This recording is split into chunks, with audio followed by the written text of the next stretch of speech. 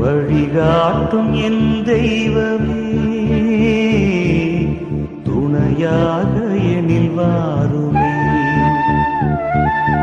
வழிகாட்டும் என் தெய்வமே,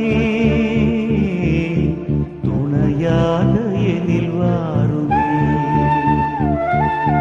நதி மீது அலைந்தாடும் மகள் போலவே கதி ஏதும் தெரியாது